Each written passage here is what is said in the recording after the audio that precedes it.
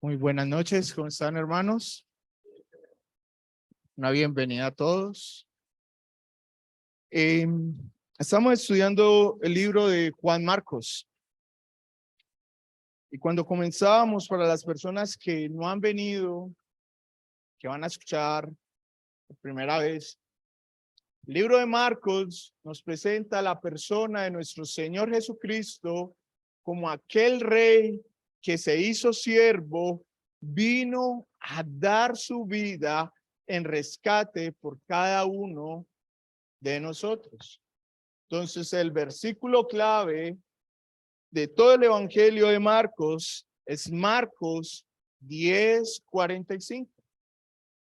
Porque el Hijo del Hombre no vino a ser servido, sino que vino a dar su vida en rescate por muchos. Ya habíamos quedado la última vez en la tentación de nuestro Señor Jesucristo. Y a veces pensamos que nuestro Señor Jesús soportó la tentación como Dios, pero así no fue. Él soportó la tentación como humano. Él es Dios, pero Él se hizo hombre, se humanó, tomó forma de siervo. Y entonces pensamos eso porque a veces decimos que el Señor estuvo ahí 40 días sin comer nada. Pero cuando uno lee la palabra y por ejemplo mira Éxodo capítulo 34, versículo 8, cuando Moisés nuevamente va por las tablas de la ley, dice Éxodo 34:8, entonces Moisés, apresurándose, bajó la cabeza hacia el suelo y adoró. 34:8.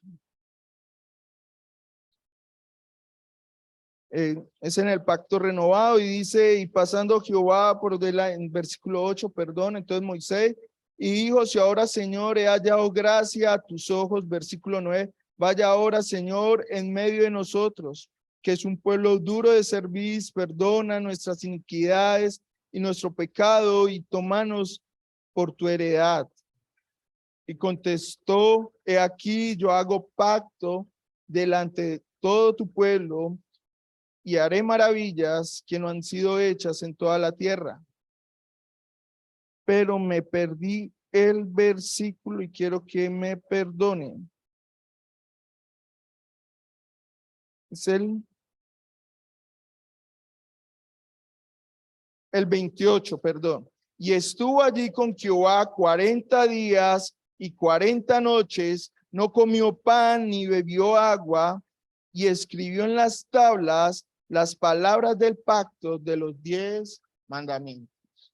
Vemos que Moisés pasó un tiempo con el Señor donde no bebió ni comió. También lo vemos en Elías, en Primera de Reyes, capítulo 19, versículo 8. Le llega un ángel, le da pan, come y dura también 40 días hasta llegar al monte Horeb, donde se le presenta el Señor. Dice Primera de Reyes, capítulo 19, 8.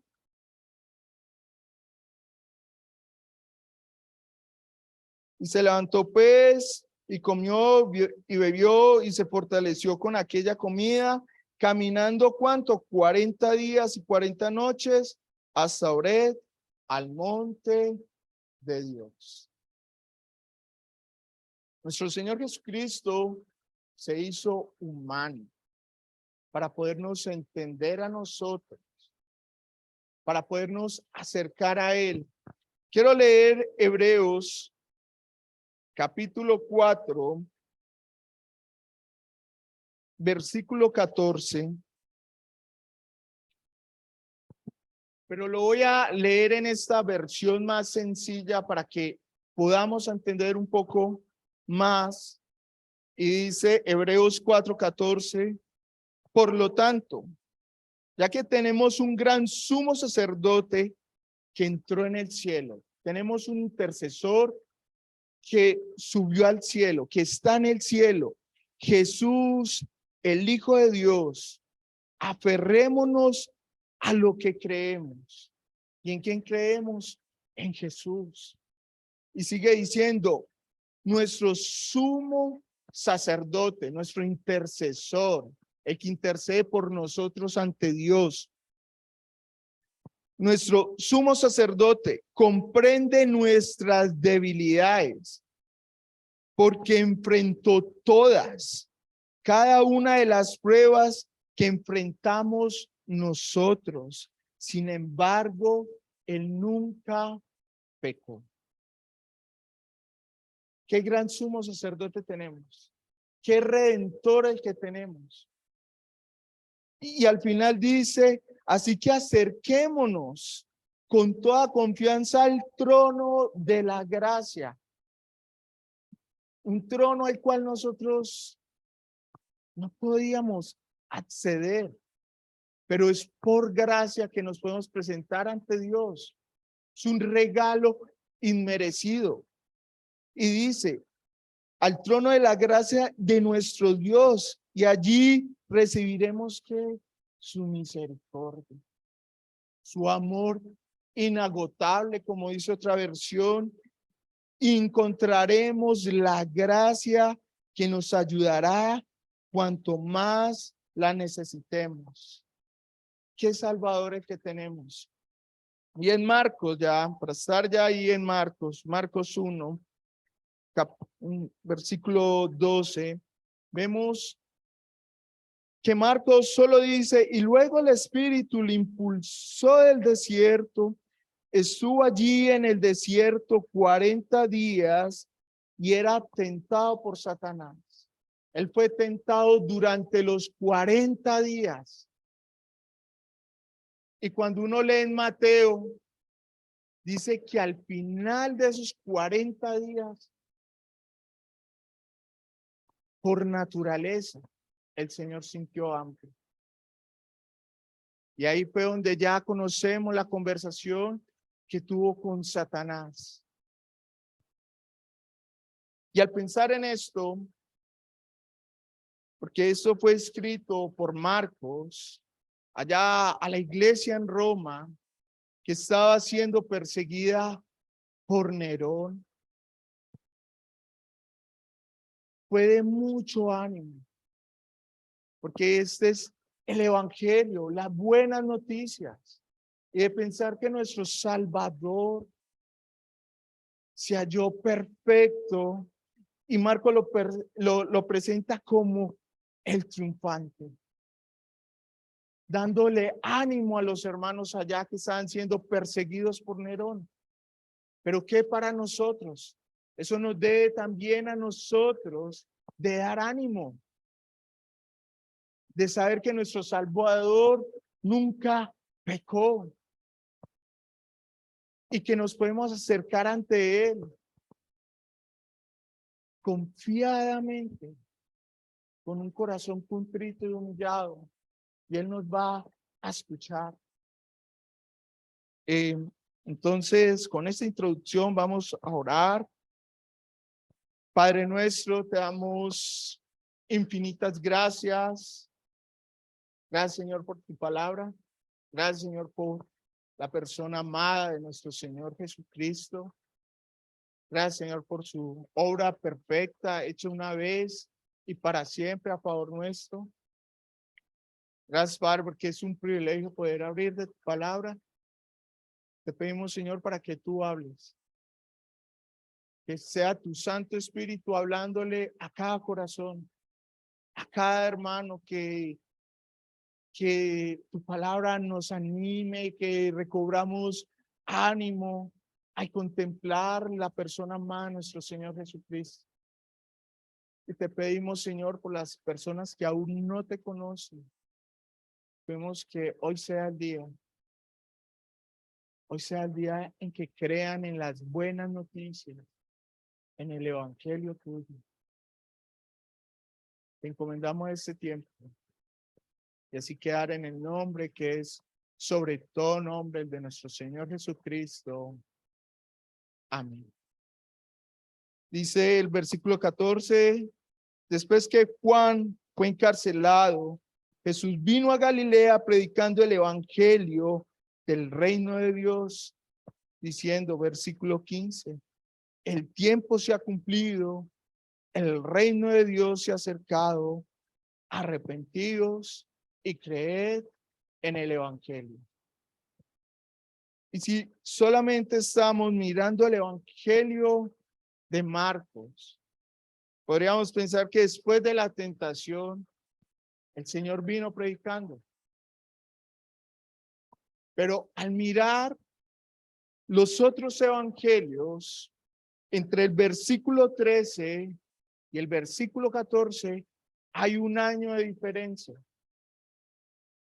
Ha pasado un año aproximadamente. Cuando uno lee a Juan, y Juan abarca ese primer año de ministerio de nuestro Señor Jesucristo. Y vemos en el capítulo 2, el Señor allá purificando el templo. Después leemos el capítulo 3 de Juan. Está hablando con Nicodemo. Y ese es el primer año del ministerio de nuestro Señor. Y después vemos en el capítulo 4 de Juan que a él le era necesario pasar por Samaria. Y llega a Samaria y se queda un tiempo ahí en Samaria. Y en el transcurso de todo ese tiempo van pasando los días y pasa un año el Señor. Y llega Marcos y lo retoma acá, en Galilea. Y dice, después que Juan fue encarcelado, cuando Juan fue quitado, fue llevado a la cárcel, viene el Señor a Galilea a predicar. ¿Y por qué fue encarcelado Juan el Bautista? En Mateo capítulo 14,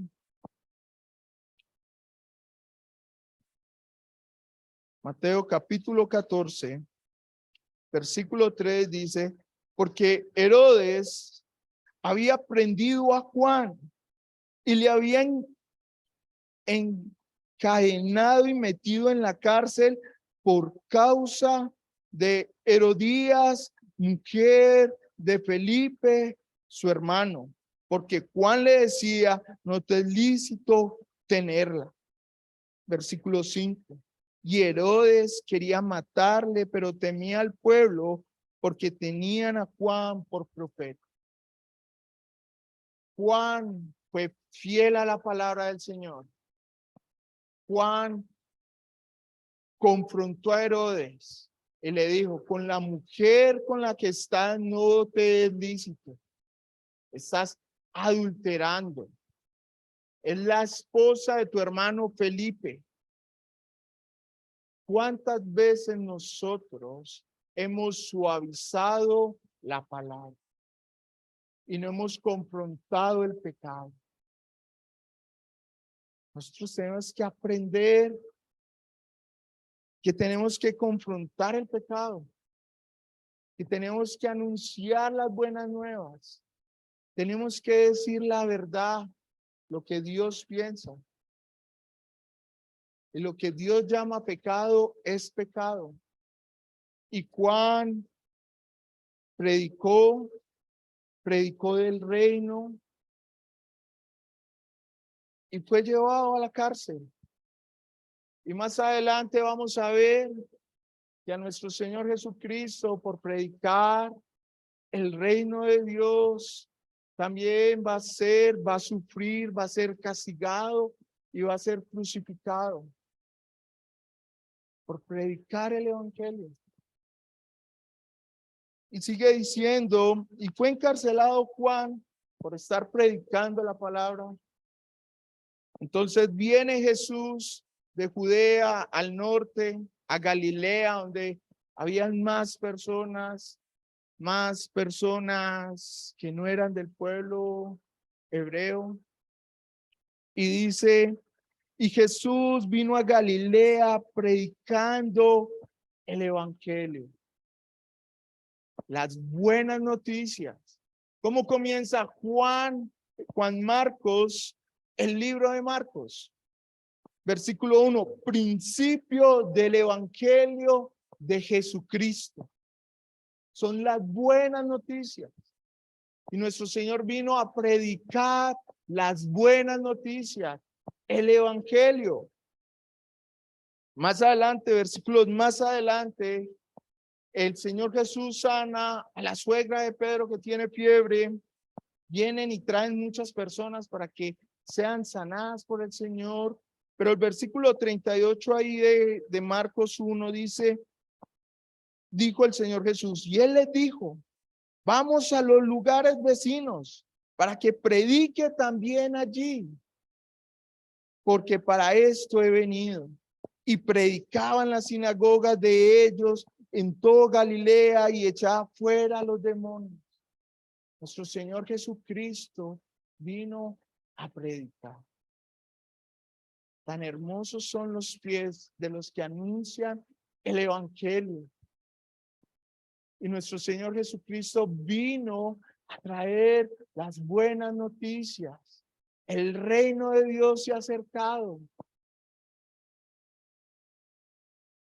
Y debe de ser la predicación el centro de nuestras vidas. La predicación debe ser el centro en la asamblea. Si recordamos allí en Hechos capítulo 6, y los apóstoles dicen que van a escoger hombres para que atendieran a las viudas, porque los apóstoles iban a dedicar a la oración y a enseñar la palabra. Y es fundamental la predicación, porque la predicación, cuando predicamos la palabra, llegan más personas a los pies del Señor, porque es por medio de la palabra que el alma se transforma, que cambia el alma, dice el Salmo 19. Es la palabra y por eso tenemos que proclamar la palabra, las buenas noticias. 2, crecemos en el Señor cuando predicamos la palabra. Nuestro Señor Jesucristo, fuera de hacer muchos milagros, pero Él vino primordialmente a traer las buenas noticias, la predicación. Y dice, ¿y qué predicaba? Del reino de Dios. Y el Señor Jesús nos presenta el reino y dice en una parábola, ¿cómo puede ser el reino? Entonces dice, como una semilla de mostaza. ¿En qué podemos mirar el reino? Entonces el Señor allí en aquella parábola dice, la comparaba con una semilla de mostaza, una semilla pequeña, pero al sembrarse, comenzaba a crecer y se hacía un árbol gigante, grande. Y por medio de nuestro Señor Jesucristo, comenzó la predicación allí en Israel y el evangelio comenzó a extenderse por el mundo. ¿Y cuántos hermanos no hay en este momento? Después de la predicación del Señor, comenzó allí el Señor, Juan el Bautista, 12 discípulos. Ya dice en Apocalipsis, cuando estamos delante del trono, que habían millares de millares, dando a entender que no se podía contar el número de personas allá adorando al Señor. Qué hermoso es el evangelio. Y es hermoso de ver cuando vino el Señor predicando el evangelio. Hay paralelo en Marcos, en Lucas, capítulo 4, versículo 16, dice, y vino a Nazaret, donde se había criado en el día de reposo, y entró en la sinagoga.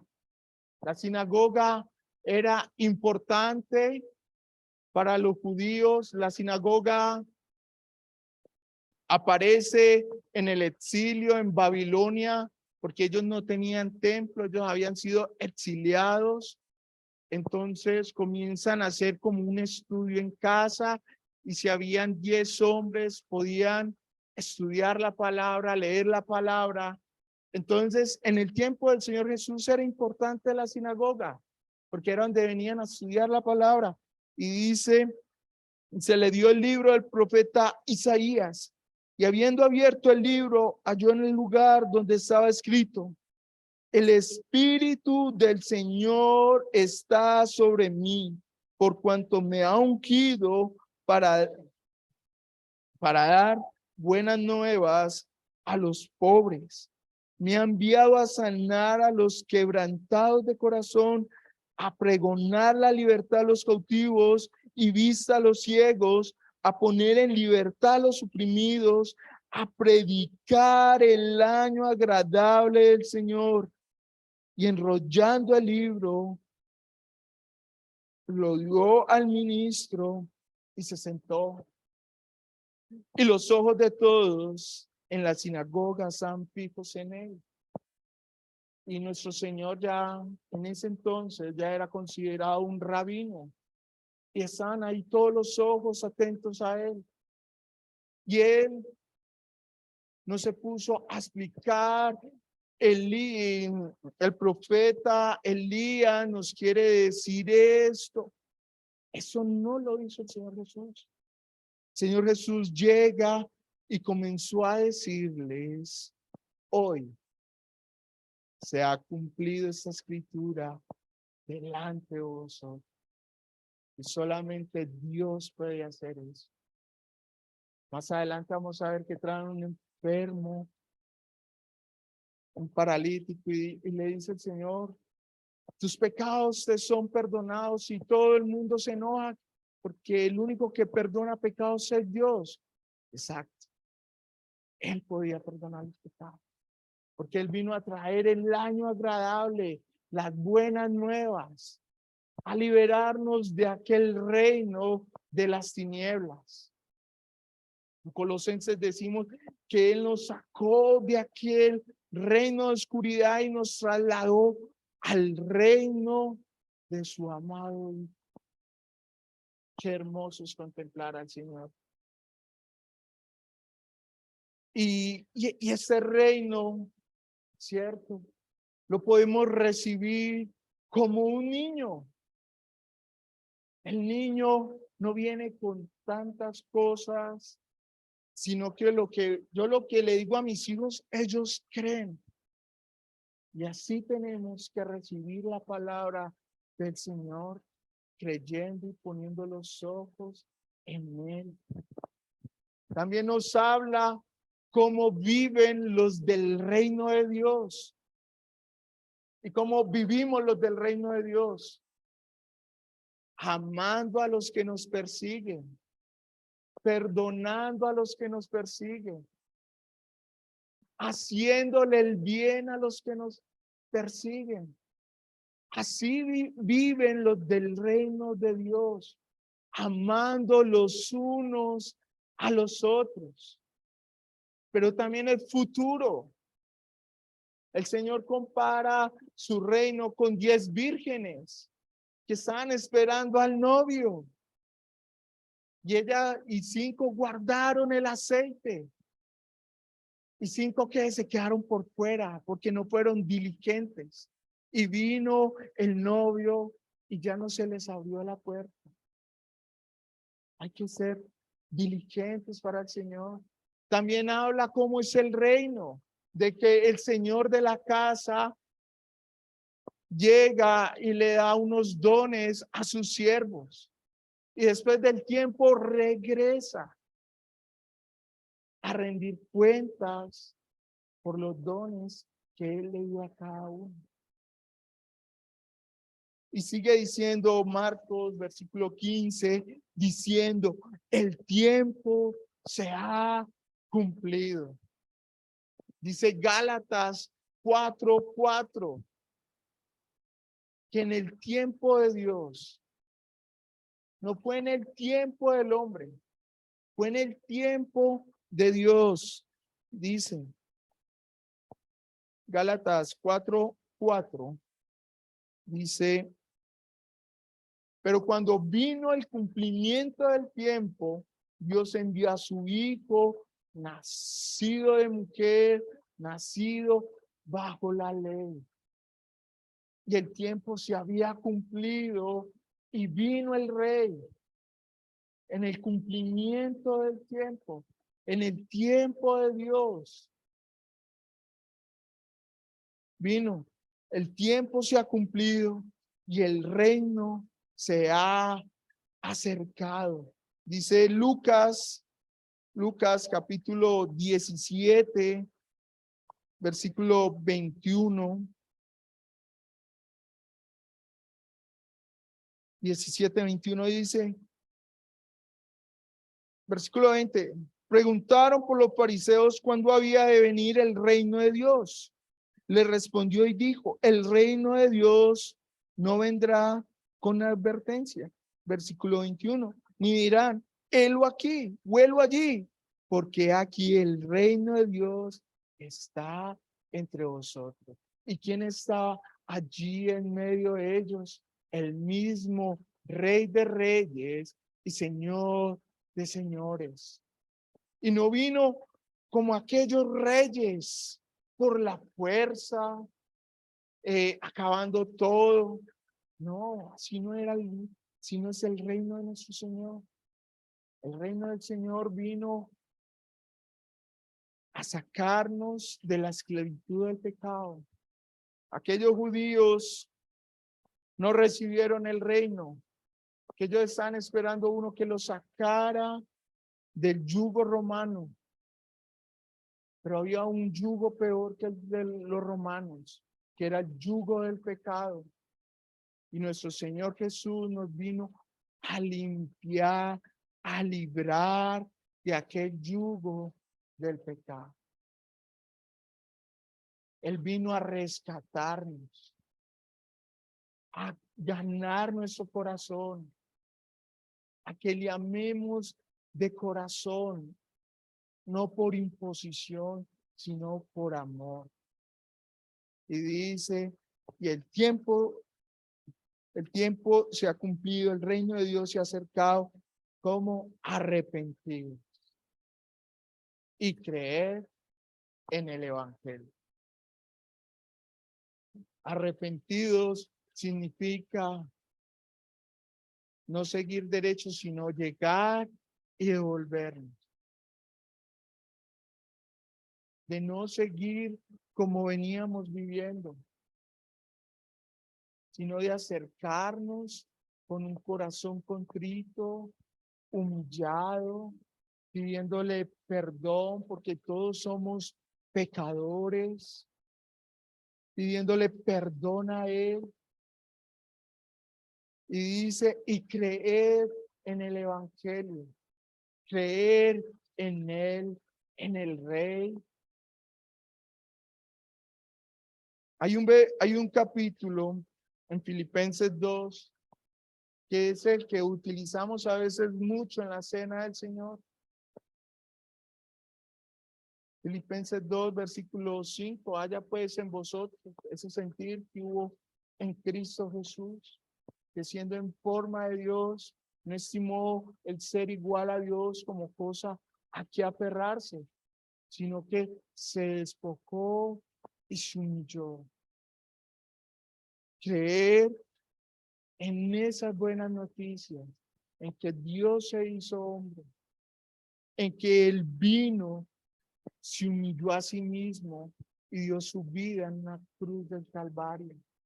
por amor a cada uno de nosotros. Esas son las buenas noticias. Y de pensar primero en aquellos cristianos en Roma, perseguidos. ¿Qué ánimo sería ese? De que Dios mismo vino a traer el año agradable, las buenas nuevas. Vino a sanar al que tenía el corazón quebrantado. Que a pesar de aquella persecución de Nerón, de que los echaban a los leones, ellos estaban seguros y confiados que habían creído en el evangelio y que para siempre ellos iban a estar con su Señor. ¿Y qué aprendemos nosotros hoy?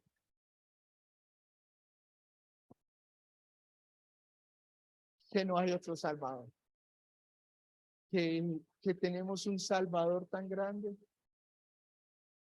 que se puede complacer de nosotros, que vino y se entregó por cada uno de nosotros y que tenemos que vivir para ese Rey y que un día vamos a estar con Él para siempre, contemplándolo. Y amigo, amiga, que nos visitas y que aún no has conocido a nuestro Señor, hoy es el día. Hoy es el día para que creas en el Evangelio, en ese Dios que vino y se hizo hombre y murió por tus pecados.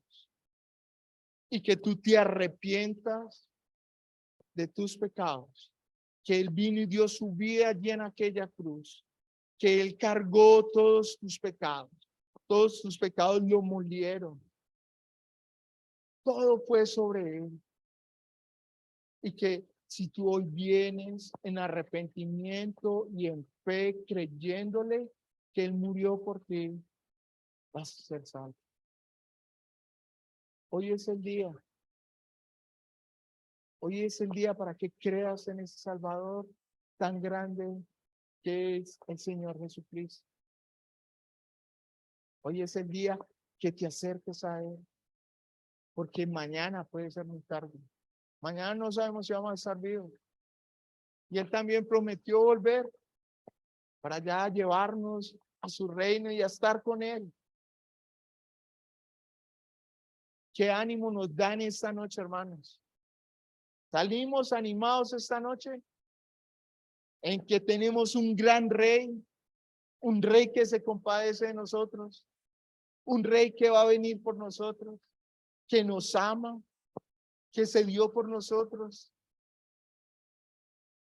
Padre nuestro, te damos infinitas gracias por la persona de nuestro Señor Jesucristo. Gracias, Señor, porque no hay otro Rey como tú. No hay otro Rey como nuestro Señor Jesucristo. Qué ánimo nos da, Señor,